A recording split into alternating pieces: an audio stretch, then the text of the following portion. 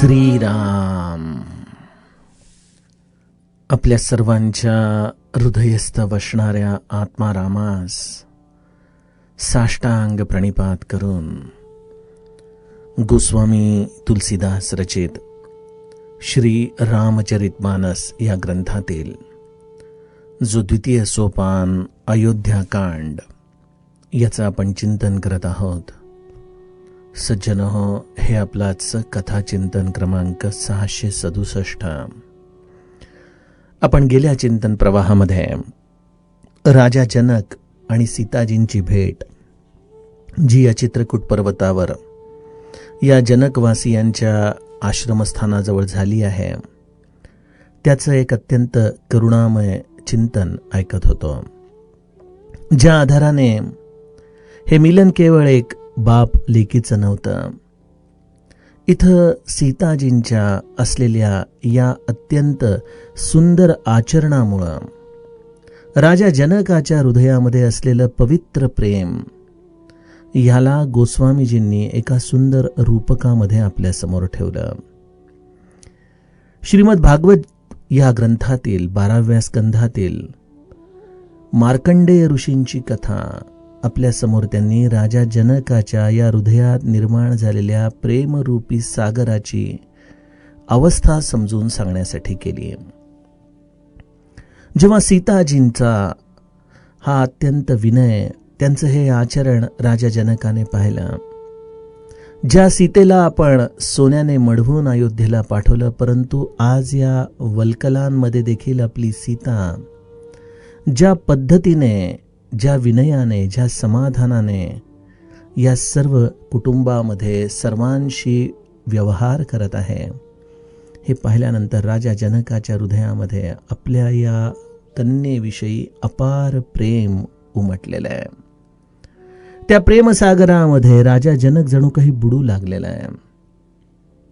अर्थात या रूपकामध्ये ज्ञान आणि प्रेमाची ही असलेली एक सुंदर निरोगी स्पर्धाच गोस्वामीजी आपल्या समोर ठेवतात.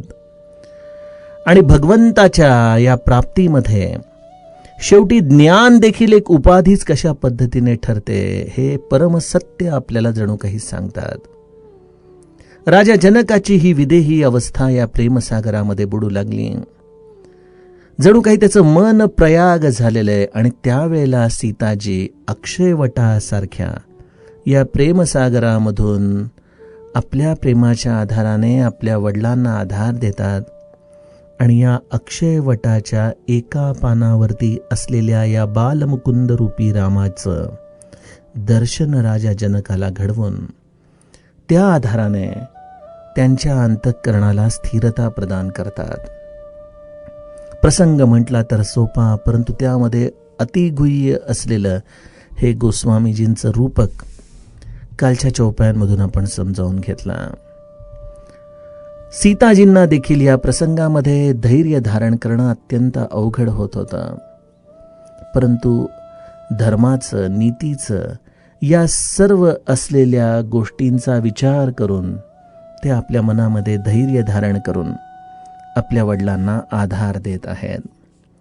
आता राजा जनक सीताजींशी जो संवाद करणार आहे, सज्जन हो, त्या संवादाचं चिंतन गोस्वामीजी आपल्या समोर आजच्या चौपायांमधून ठेवणार आहेत.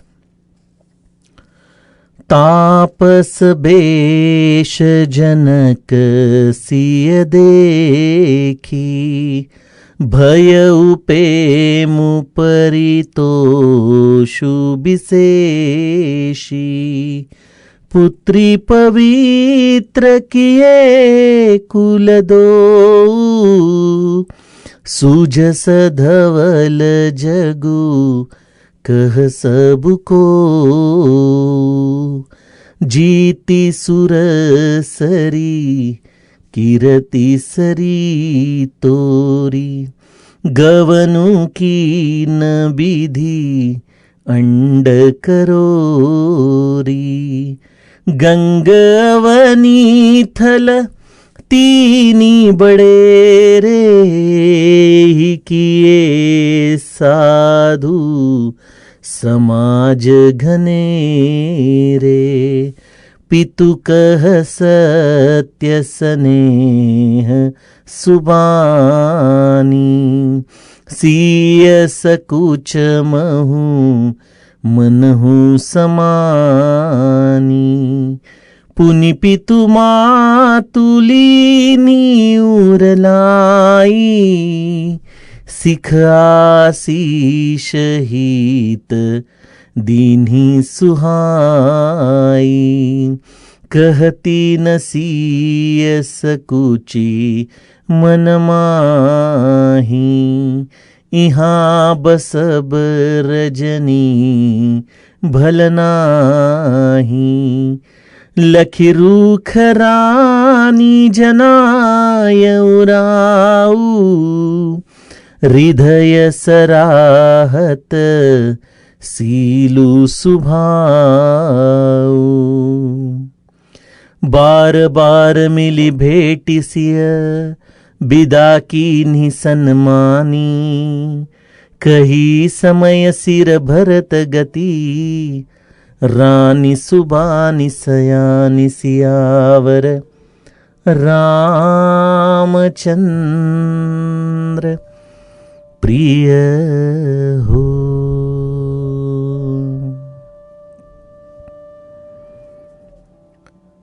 सज्जनो, काल आपण राजा जनकाची ही प्रेम विवळ झालेली अवस्था बघितली. सीताजी देखील लौकिक रूपाने या चरित्रामध्ये राजा जनकाची कन्या, जरी स्वरूपाच्या आधाराने त्या जगदंबा असल्या, जरी ती भगवंताची निजशक्ती असली, तरी लौकिक चरित्राच्या आधाराने एका कन्येचं आणि त्याच्या पित्याचं असलेलं हे नातं गोस्वामीजी किती सुंदर शब्दामध्ये आपल्या समोर ठेवतात. आपल्या वडिलांची ही प्रेमवळ दशा, आणि त्यामुळं सीताजी आपल्या वडिलांना धैर्य देतात. आणि ते धैर्य देत असताना स्वतःच्या मनाला देखील धीर देताना सीताजी वेळ आणि सुंदर धर्म यांचा विचार करत आपल्या स्वतःच्या मनाला सांभाळतात. सज्जनो, एका मुलीचा हा धर्म सीताजींनी किती सुंदर पद्धतीने निभावलाय, हेच आपल्याला जणू काही हा प्रसंग दाखवतोय. राजा जनक सीताजींशी संवाद करू लागतात. तापस बेश जनक सिय देखी, भयहु पेमु परितोषु विशेषे. आपल्या कन्येला या तपस्विनीच्या वेशामध्ये पाहून जनकजींना विशेष प्रेम आणि संतोष झालाय. आता हे लौकिक अर्थाने हे विधान जर आपण एका सामान्य जीवाच्या दृष्टिकोनातून पाहिलं तर आपल्याला कदाचित या गोष्टीचा उलटा परिणामच समाजामध्ये दिसत असतो. विचार करा, एखाद्या चांगल्या घरातली मुलगी अट्टाहासाने जेव्हा आपल्यापेक्षा गरीब म्हणा किंवा आपल्या घराण्याला साजेस नसलेल्या एका घरामध्ये जर विवाह करून गेली, आणि जेव्हा तिचे वडील आपल्या मुलीला भेटायला येतात, तेव्हा तिच्या या बाह्य परिस्थितीच्या आधाराने कुठल्या वडिलांच्या जीवाला खरं संतोष होऊ शकेल? ज्या मुलीला आपण एवढं प्रेमामध्ये सांभाळलं, तिची आज ही अवस्था पाहिल्यानंतर कुठल्याही वडिलांच्या मनामध्ये दाहच निर्माण होईल. परंतु इथं सीताजींचा वेश हा दयनीय नाही, तो तपस्विनीचा वेश आहे. त्यामध्ये कुठल्याही प्रकारची दारिद्रता नाही, किंबहुना त्यामध्ये मोक्षश्रियाचे अलंकारच आहेत. परंतु ही दृष्टी सामान्य बापाला प्राप्त होऊ शकत नाही. त्यासाठी विदेही जनकासारखाच बाप असायला लागतो. ज्याच्या हृदयामध्ये हे संतत्वाचे गुण आहेत, तोच आपल्या मुलीचं हे दिव्यत्व समजून घेऊ शकतो. सीताजींचा वेश हा तपस्विनीचा वेश आहे. या तपस्विनीच्या वेशामध्ये सीताजींचं सौंदर्य हे लौकिक अर्थाने कदाचित कित्येक पटीने वाढलं असेल, परंतु त्यामध्ये असलेलं तपस्येचं तेज, त्यामध्ये सीताजींच्या अंतःकरणामध्ये प्रभू रामचंद्रांच्या सान्निध्याचं समाधान, हेच जणू काही राजा जनकाला विशेषत्वाने आनंद देणारा असता. आणि सज्जनो, त्यामुळं मी एका सामान्य बापाच्या दृष्टिकोनातून आपणासमोर प्रश्न विचारतो की आपण पै पै साठवून आपल्या मुलीचं लग्न करून देता. मग आपली मुलगी कदाचित त्या सासरी ज्या घरामध्ये गेलेली आहे त्यांची परिस्थिती कमी किंवा जास्त कशी असू द्या, जेव्हा मुलगी पहिल्यांदा माहेरी येते तेव्हा बाप कधी आपल्या मुलीला आपण लग्नामध्ये दिलेले सर्व दागिने जसेच्या तसे आहेत की नाही, आपण दिलेला सर्व पैसा अडका तिच्याकडे आहे की नाही हे पाहत नाही. तो केवळ आपल्या मुलीच्या डोळ्यामध्ये एकच गोष्ट पाहतो की आपली मुलगी समाधानी आहे ना, आपली मुलगी आनंदी आहे ना, तिला कुठलं दुःख तर नाहीये ना.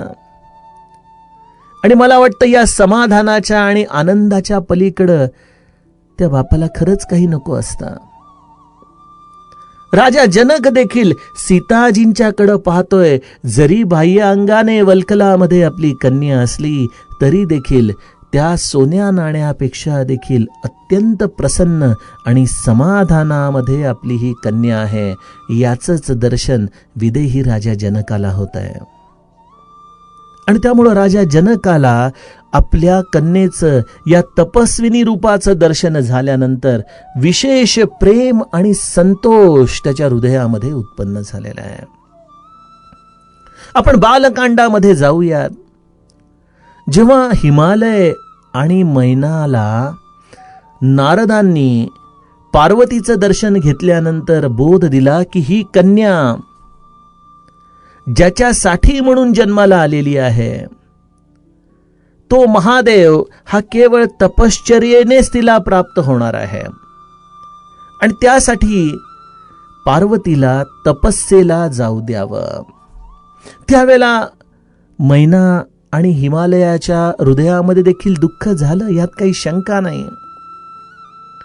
परंतु जेव्हा पार्वती माता तपश्चर्येला गेली, अनंत काळ तिने तपश्चर्या केली, आणि त्या तपश्चर्येच्या तेजाने जेव्हा तिचं हे दिव्यत्व या समस्त ब्रह्मांडामध्ये प्रगटलं, तेव्हा त्यातून कोणाला मोठेपण मिळालंय? हिमालय आणि मैना यांनाच पार्वती मातेने या सर्व तपश्चर्येच्या कष्टांमधून दिव्यत्व मिळवून दिलंय. सीताजींचं देखील हे अत्यंत उज्ज्वल चरित्र राजा जनकाला देखील असंच विशेष उंचीवरचं स्थान या समस्त सनातन परंपरेमध्ये देऊन गेलेलं आहे. आणि त्यामुळं राजा जनकाच्या दृष्टीने हा एक अत्यंत परम पावन करणारा क्षण होता, ज्या क्षणी त्याने या जगदंबेला या तपस्विनीच्या वेशेमध्ये पाहिलेलं आहे. गोस्वामीजी म्हणतायत, राजा जनक आपल्या कन्येला तिच्या या विलक्षण आनंद आणि समाधानाच्या स्थितीला पाहून एकच आशीर्वाद देतोय, आणि काय म्हणतोय? पुत्री पवित्र किए कुल दो, सुजस धवल जगु कह सबको. हे मुली, हे पुत्री, तू तुझ्या आचरणाने, तू तुझ्या या समर्पणाने जे दिव्यत्व प्राप्त केलेलं आहे, त्यामुळं दोन्हीही कुळ ही पवित्र झालेली आहेत. तुझं माहेर अर्थातच ही मिथिला नगरी, त्याचं हे अत्यंत परम संपन्न असं कुळ, आणि त्याच बरोबर तू ज्या सासरी गेलेली आहेस ते सूर्यकुल, ती अयोध्या नगरी, ती अयोध्यावासी, हे सर्वजण आज परमकृतार्थता अनुभवत आहेत, आणि याचं कारण तुझ्या समर्पणाने प्राप्त झालेलं हे दिव्यत्व आहे. या दिव्यत्वाचा प्रकाश या समस्त ब्रह्मांडामध्ये असा भरून गेला आहे मुली, की ज्यामुळं जो जो कोणी तुझं स्मरण करतोय त्याला त्याला सुजस धवल जगु कह सबको. तुझ्या स्मरणाने, तुझ्या या निर्मल यशाच्या गायनाने हे समस्त जग जणू काही एक उज्ज्वल सुयश प्राप्त करून बसलेला आहे. सज्जनो, हा केवळ लौकिक चरित्राचा एक भाग या दृष्टीने जरी बघितला तरी त्यामध्ये अनेक अंग आपल्याला चिंतनाला प्राप्त होतात. सीताजींची ही समर्पणाची भूमिका आपल्याला एका विलक्षण जीवन जगण्याच्या सूत्रांकडे घेऊन जाते की एका स्त्रीला प्रपंचामध्ये केवळ भौतिक सुख हीच महत्वाची आहेत का आपला जो स्वामी आहे त्याच्या सुखदुःखांमध्ये त्याच्या बरोबर पावलाला पाऊल टाकत आपण आपल्या जीवनाच्या सुखाचं समर्पण करत जगणं आणि त्या आधाराने या विश्वामध्ये या व्रताचं जे आचरण सीताजींनी करून दाखवलेलं आहे त्याचं हे सुयश या दृष्टीने देखील या लौकिक चरित्राला नितांत असं सौंदर्य आपल्याला दिसून येतं. परंतु सीताजी म्हणजे मूळ माया आहेत, त्या जगदंबा आहेत. ही मूळ माया समर्थ आत्मारामामध्ये माऊलीच्या भूमिकेमधून बघतात. माया योगियांची माऊली या दृष्टीने आत्मारामामध्ये मायेचं स्तवन समर्थ करतात. ती माया काय करते तर जेथील तेथे नेऊन घाली, जीवाला त्याच्या मूळ स्वरूपापर्यंत घेऊन जातात, आपल्या माहेरी नेऊन पोहोचवतात. म्हणजे जीवाची देखील दोन कुळ आहेत. एक आहे त्याचं लौकिक कुळ आणि दुसरं आहे त्याचं पारलौकिक कुळ. आणि जो कोणी या जगदंबेच्या चरणी येतो, जो कोणी या नारायणाची भक्ती करतो, नारायण हरी भुक्ती मुक्ती चारी घरी त्यांच्या, ही मूळ माया जणू काही तेव्हाच प्रसन्न होते जेव्हा तो जीव त्या नारायणाच्या नामामध्ये अखंड त्याच्या स्मरणामध्ये असतो. आणि या नारायणाच्या स्मरणातून ती मायारूपी आई त्या जीवाला त्याच्या लौकिक कुळापासून ते त्याच्या पारलौकिक कुळापर्यंत घेऊन जाते आणि त्याच्या दोन्हीही या अंगांना ती एका उज्ज्वल प्रकाशाने भरून टाकते.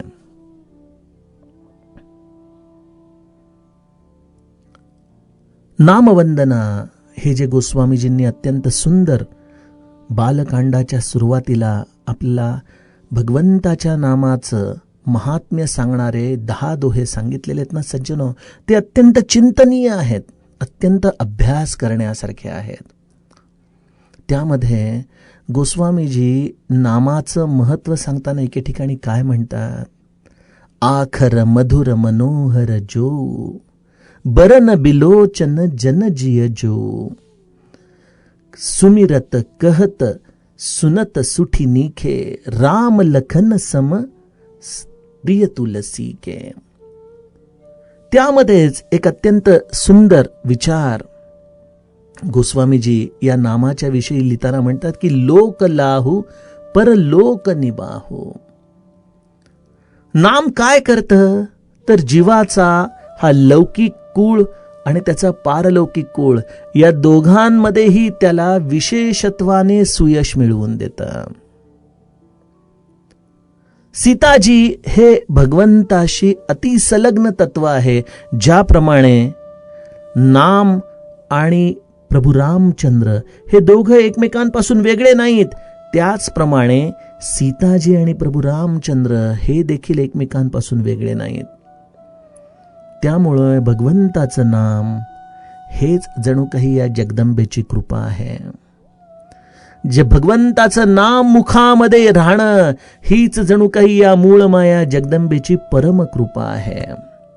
आणि ती परमकृपा आपल्याला स्पष्टपणे दिसते. गोस्वामीजी म्हणतात, राम नाम मनी दीप धरू, जीह देहरी द्वार, तुलसी भीतर बाहर हूं, जो चाहसी उजियार. सीताजींचं हे उज्ज्वल यश अर्थातच हे भगवंताचं नाम म्हणजे जणू काही उंबरठ्यावरचा दिवा आहे. श्री महाराज म्हणतात की ज्याप्रमाणे उंबरठ्यावरचा दिवा अंगण आणि घर या दोन्हींना प्रकाशित करतो, त्याप्रमाणे ज्याने भगवंताचं नाम मनापासून स्मरण केलं, या मूळ मायेच्या कृपेने ज्याच्या जिव्हाग्री हे भगवंताचं नाम वस्तीला आलं, त्याचा लौकिक आणि पारलौकिक या दोन्हीही बाजूंना सीताजींची ही अत्यंत परमदिव्य कथा पावन करून टाकते, त्याला सुयश प्रदान करून टाकते. त्यामुळे लौकिक अर्थाने जनकपूर आणि अयोध्यावासी कृतार्थ झाले. नामरूपाने जीव लौकिक आणि पारलौकिक या दोन्हीही कुळांमध्ये उज्ज्वल यश प्राप्त करून कृतार्थ झाला. खरोखर हे संपूर्ण रामायण हे रामाच्या पुरुषार्थाचं चरित्र आहे, परंतु हे सर्व चरित्र सीताजींच्या उज्ज्वल यशामध्ये जणू काही लपेटून आपल्याला गोस्वामीजी किंवा सर्व संत सांगत आहेत. हे किशोरीजींचं चरित्र आहे, हे या देवीचं चरित्र आहे आणि तिच्या परमकृपेनेच आपण हे चरित्र गाऊ शकतो. अन्यथा भगवंत जो निर्गुण आहे, निराकार आहे, निर्विकल्प आहे, त्याचं सुयश गाण्याची ही बुद्धी आजच्या कलिकाळामध्ये आम्हाला कोण देऊ शकेल? मी आपणास विचारतो, किती जणांना ही बुद्धी होते? अहो एवढंच सोडा, हे चरित्र दररोज नित्य आपल्या मोबाईलमध्ये येतं, परंतु असे कित्येक लोक असतील की नंतर ऐकूत कदाचित वेळ भरपूर असतो, परंतु त्यामध्ये जो रस यायला पाहिजे तो येत नाही. तो रस न येण्याचं कारण कोणी व्यक्ती नसतं, तर त्या जगदंबेची कृपा आपल्याला ते अत्यंत भगवंताचं परम पावन शुद्ध करणारं चरित्र ऐकण्याची सद्बुद्धी देत नाही. आणि त्यामुळं राम सीता हा पद, हे भजन का? कारण की हे सर्व रामायण हे जणू काही सीतेच्या अवतीभोवती घुटमळतंय आणि तिच्या कृपेशिवाय आपल्याला हे गाताच येऊ शकत नाही. म्हणून संत नमो शारदा मूळ चत्वार वाचा, प्रत्येक ठिकाणी शारदेचं वंदन करतात, या मूळ मायेचं वंदन करतात. तिच्याशिवाय शब्दांची निर्मिती होऊ शकत नाही, तिच्याशिवाय मनुष्याला आपल्या भावभावना व्यक्त करता येऊ शकत नाही. गमतीने सांगतो, आपल्या रामायणाचे एक अत्यंत ज्येष्ठ श्रोते आहेत मुंबईचे, वय वर्ष 94, आणि ते इतकं एकाग्र होऊन या रामकथेचं श्रवण करत असतात की बऱ्याचदा भारावलेल्या अवस्थेमध्ये मला त्यांचा फोन येतो आणि प्रत्येक शब्द जो त्यांनी ऐकलेला असतो त्याचे संदर्भ ते मला सांगत असतात. खरोखर श्रवण कसं असावं तेही या आयुष्याच्या टप्प्यावरती याचं एक जणू काही जिवंत उदाहरणच भगवंत मला दाखवतोय. त्यांचा नेहमी एक प्रश्न असतो की तुम्हाला हे मराठी शब्द एवढे चपकलपणे कसे सुचतात त्यावेळेला? मला आत्ता लक्षात येतंय की त्याचं उत्तर मी त्यावेळेला का देऊ शकत नाही, का मी मौन राहतो? कारण हे सर्व काही या सीताजींच्या अपार करुणेचा प्रसाद आहे की योग्य वेळेला नमो शारदा मूळ चत्वार वाचा ते शब्द या परेपासून ते वैखरीपर्यंत धाव घेतात आणि भगवंताच्या या चरित्राला सजवण्यासाठी या पामराचं निमित्त करून जणू काही त्या प्रभू रामचंद्राची पूजा करू लागतात. सज्जनो, भगवंताचं गायन, भगवंताचं चिंतन हेच सीताजींच्या परमकृपेचं फळ आहे बरं का, हे निश्चित लक्षात घ्या. आणि ज्याच्यावरती ही कृपा झाली त्याच्या जीवनामध्ये त्याला हे सुयश सीताजी जणू काही प्रदान करतायत. गोस्वामीजी म्हणतात की राजा जनक आपल्या या मुलीचं हे सुयश गाताना म्हणतो की गंगाजी केवळ या भारतवर्षामधून वाहतात, गंगोत्री पासून ते गंगा सागरापर्यंत एकदेशीय वाहणारी ही गंगा, आणि त्यामध्ये देखील विशेषत्वाने हरिद्वार, प्रयाग आणि गंगा सागर या 3 ठिकाणीच गंगा दर्शनाचं महत्व आहे, गंगेमध्ये स्नान करण्याचं महत्व आहे. त्यामुळं एकदेशीय असलेल्या या गंगा मातेपर्यंत जाऊन या 3 पवित्र तीर्थक्षेत्रांमध्ये जाऊन स्नान करण्याची प्रत्येकाला संधी मिळते न मिळते माहीत नाही. परंतु हे पुत्री, तू जे हे चरित्र निर्माण केलेलं आहे त्यामुळं एक समांतर नदी या ब्रह्मांडाला व्यापून वाहू लागली. ती एकदेशीय नाही, ती समस्त ब्रह्मांडाला व्यापून उरतीये आणि ती नदी आहे कीर्तिरूपी नदी. माझ्या कन्येचा हा कीर्तिरूपी नदीचा प्रवाह आहे. जो कोणी या सीताजींच्या चरित्राचं गायन अत्यंत मनापासून करेल, तिच्या या समर्पणाला आपल्या हृदयामध्ये अखंड जतन करेल, त्याच्या अंतर्बाह्य चित्ताची शुद्धता ही कीर्तिरूपी नदी करेल. ती समस्त त्याच्या पापांचा भार स्वतः सहन करेल. ती धरणी कन्या आहे, त्यामुळे समस्त विश्वाचा या पापांचा भार ती सहन करू शकते. परंतु त्यासाठी पाहिजे केवळ तळमळ. या कीर्तिरूपी नदीसाठी आपल्या अंतरंगामध्ये हवंय केवळ मुमुक्षत्व. मी अपराधी आहे, मी चुकलो आहे, या पश्चाताप दग्ध भावनेतून जणू काही या कीर्तिरूपी नदीचा प्रवाह आपल्या हृदयामध्ये वाहू लागतो आणि या चित्ताच्या कानाकोपऱ्यामध्ये असलेल्या अनंत अपराधांना जणू काही एकत्रित करून या चित्तामधून त्यांना दूर करून ही कीर्तिरूपी नदी या चित्ताची शुद्धता करते. जणू काही तो नारायण या चित्तामध्ये येऊन वसावा.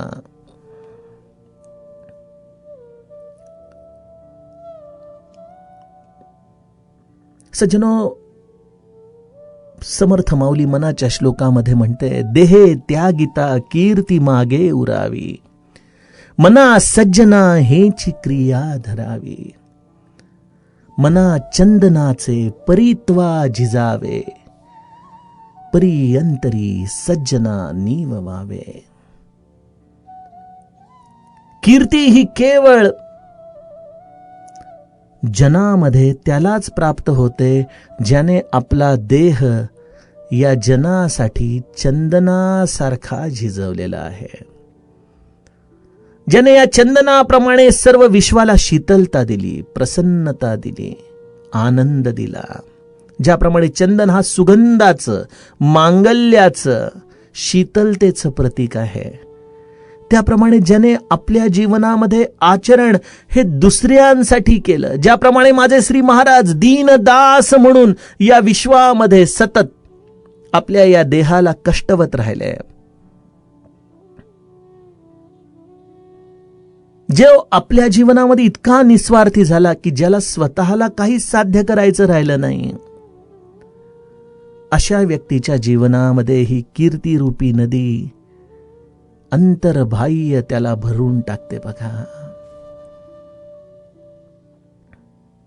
आणि त्यामुळं सीताजींचं चरित्र म्हणजे काय तर जीवन चंदनाप्रमाणे झिजवण्याची वृत्ती म्हणजे सीताजींचं चरित्र आहे.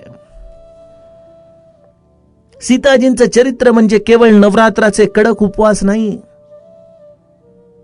काहीतरी अघोरी स्वतःच्या देहाला ताडण करणारी केवळ यंत्रविद्या म्हणजे जगदंबेचा पूजा आरती नाही. ही केवळ नवरात्री नसून या सर्व रात्री या जणू काही या मातेच्याच आहेत, जो अंतर्बाह्य निस्वार्थतेने भरून गेला, जो आपल्या जीवनाला चंदनाप्रमाणे झिजवू लागला, ज्याला केवळ निस्वार्थताच हवी आहे. आणि या अशा चंदन वृक्षाला विश्व अनंत प्रकारच्या यातना देतंय. त्याचं मोल जास्त असल्यामुळे त्याला कुऱ्हाडीने तोडलं जातंय आणि तरी देखील जो कुऱ्हाडीलाही सुगंधित करून टाकतो ती या चंदनाची शीतलता.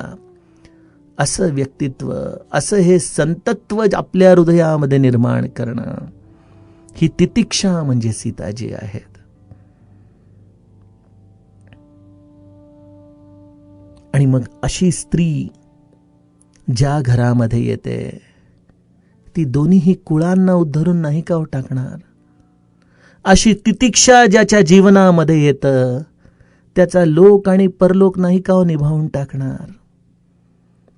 अशी व्यक्ती ज्या समाजामध्ये जन्माला येते त्या समाजामध्ये अनंत लोकांना परमार्थ सन्मुख करणारं हे संतत्व नाही का उदयास येणार? त्यामुळे सीताजींचा उदय केवळ उदे ग अंबाबाई, उदे ग अंबाबाई या भजनाला गाऊन आपण भगवंताला प्रसन्न करून नाही घेऊ शकणार. त्यासाठी आम्हाला तो उदय आमच्या हृदयामध्ये मना चंदनाचे परित्वा झिजावे. आणि तो गुणधर्म राजा जनकाला अत्यंत प्रसन्नता, शीतलता देऊन गेलेला आहे. सीताजींना अत्यंत मनोमन संकोच झाला आणि तो मूळ मायेचा स्वभाव आहे. जेव्हा कोणी तिचा हा गुणधर्म असा समाजासमोर आणतो त्यावेळेला ती देखील अशीच संकोचून जाते. मनामध्ये विचार करते की आता इथं आपल्या या कीर्तीचं गुणगान ऐकणं यथोचित होणार नाही. निमित्त काही का असेना, कदाचित सासवांची सेवा असेल आणि राणी सुनैनाजी सीतेच्या मनातला हा भाव जाणून तिचा यथोचित सन्मान करून क्षणभराचं तिचं हे माहेरपण अत्यंत प्रेमाने तिला पुन्हा निरोप देऊन तिला राण्यांच्या सेवेमध्ये पाठवून देते. सीताजींचं हे क्षणभराचं माहेरपण पूर्ण होतं. राजा जनक अजूनही त्या प्रेमविव्हळ स्थितीमध्येच आहे. आपल्या कन्येचं हे यशोगाथा हृदयामध्ये तो जतन करतोय. आणि त्यावेळेला राणी सुनैनाजी हीच राजा जनकाशी संवाद करण्यासाठी योग्य वेळ आहे असं जाणून या कीर्तिरूपी नदीचा प्रवाह ज्याच्या हृदयामध्ये अखंड वाहत आहे अशा संत भरताचं चरित्र राजा जनकाशी संवाद रूपाने करू लागते. सज्जनहो, त्यातील पुढील कथाभाग आपण आता उद्याच्या कथा प्रवाहामध्ये बघूया. जानकी जीवन स्मरण जय जय राम.